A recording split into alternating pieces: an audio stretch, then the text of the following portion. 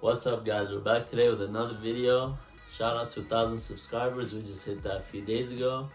So today's video, 5 BMWs you should buy, because these are cars just like my E30 that they're cars that you could buy, mod, use daily, whatever you want to do to them. And then at the end of the day, if you want to sell them in a year or two, you can make your money back and everything you've spent into them.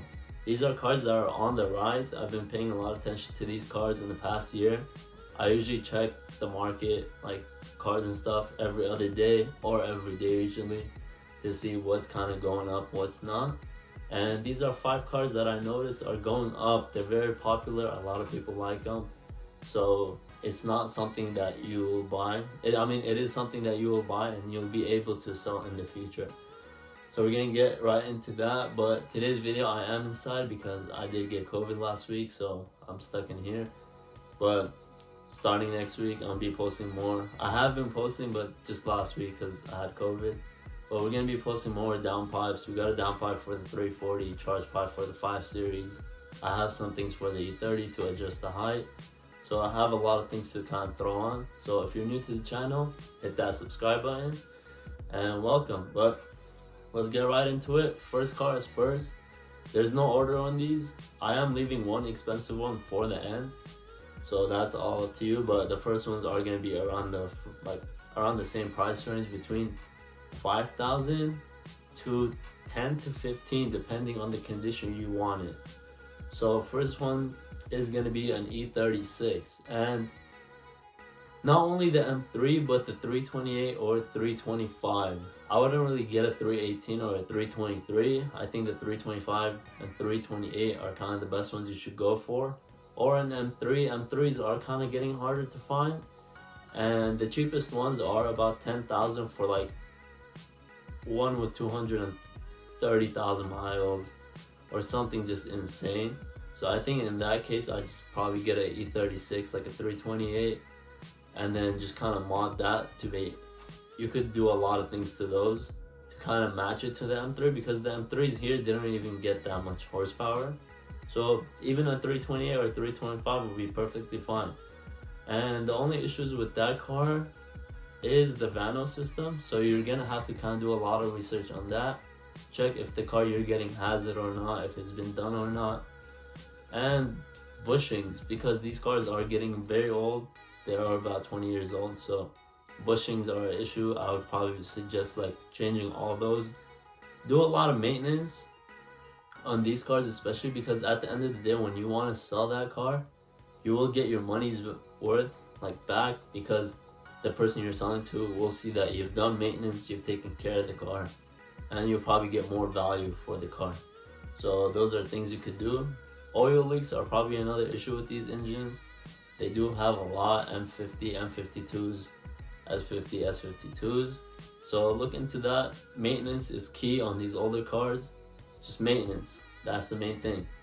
So the first one is the E36. So 328, 325, M3. It's all up to you at the end of the day, but that is the first car. So let's get on to the second. Okay, second car is the E30. This could be a 325 or a 318, and I'm not only saying E30 because I actually own one, but if you've driven one, you know they're a lot of fun. It feels like you're driving like a mini go-kart. You could do so much to them, and they're classics. Like, I've been seeing them a lot of magazines, stuff like that. What am I saying? Not movies, music videos. So they are doing a lot. Like, they are coming back up. I've seen the prices shoot up extremely high. So I think now's like the perfect time to get one, or it's gonna be too late and it's gonna be something like the 2002s, where if you want one, you will be paying like top dollar, like around 30K for a clean one. So I think this is the perfect time to get an E30.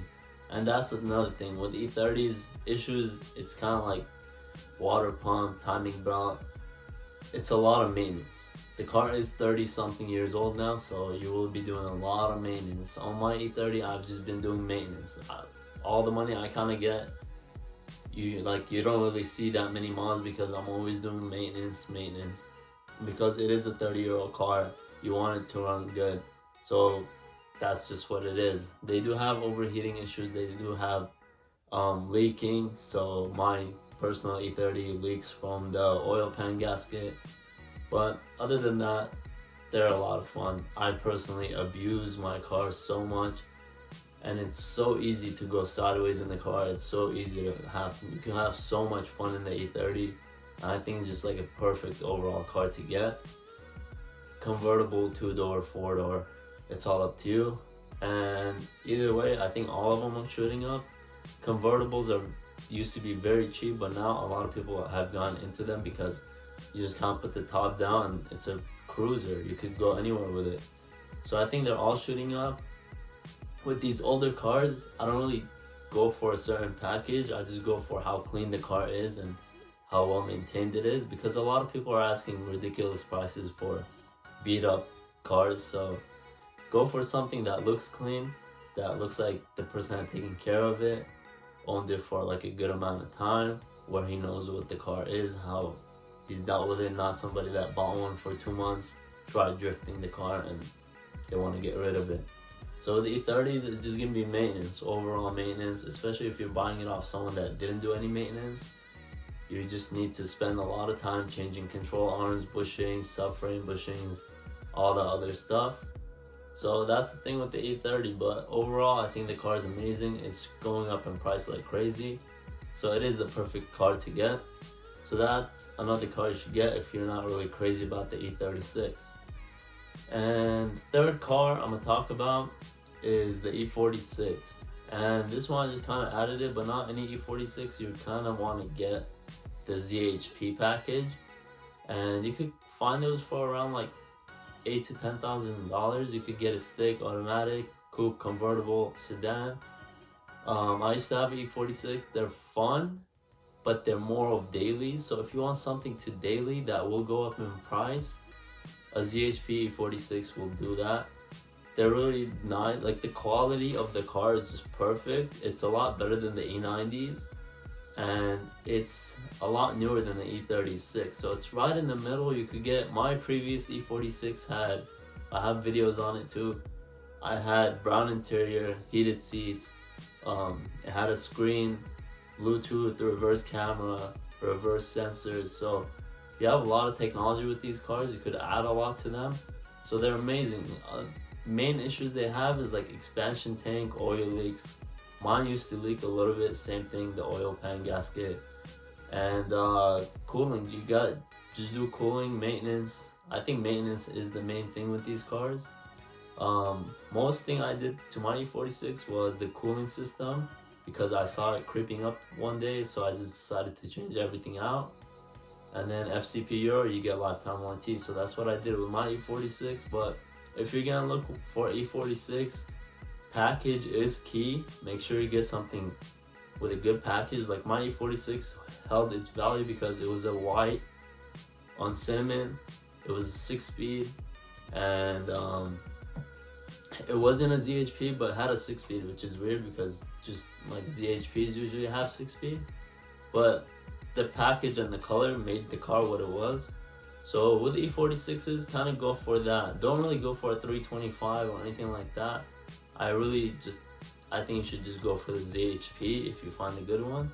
And E46 M3s, they're kind of very expensive right now, and they have a lot of issues such as like subframe and then rod bearings, and a lot of them do have a lot of miles. So those things are kind of closer to, like, they need better assistance. Like, you need assistance right when you get that car. You need to do those issues such as subframe and rod bearings. So that's the reason I'm not suggesting the E46 M3, because I feel like that's a car that you could get, but I wouldn't really suggest dailying it unless you take very good care of the car. So that's why I think the ZHP is the better option for the E46 era.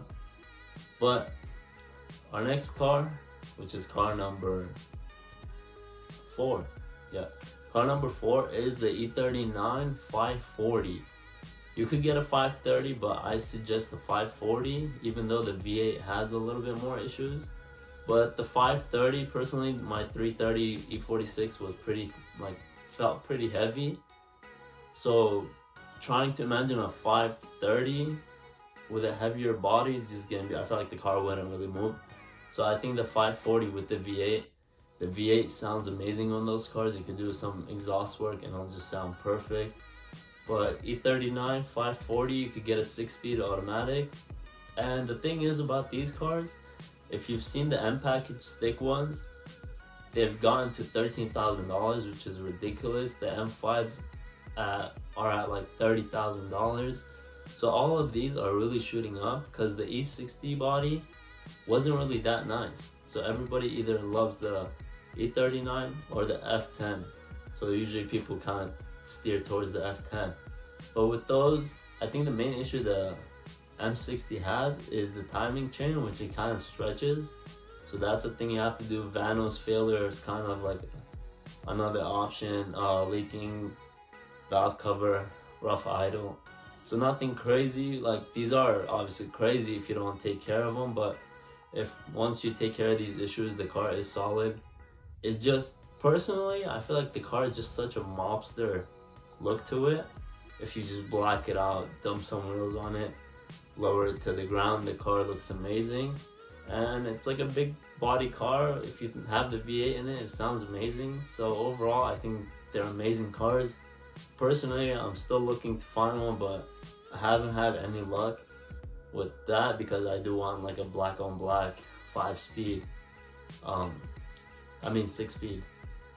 Okay, so for the fifth car, this is my like second take because I forgot to click the record button. So I might be a little bit out of breath, but let's go through it. For the fifth car, it is going to be two cars, but it's basically one. And this is the E92 M3 and then the E92 335. But there's a little catch with the 335, so stay tuned for that.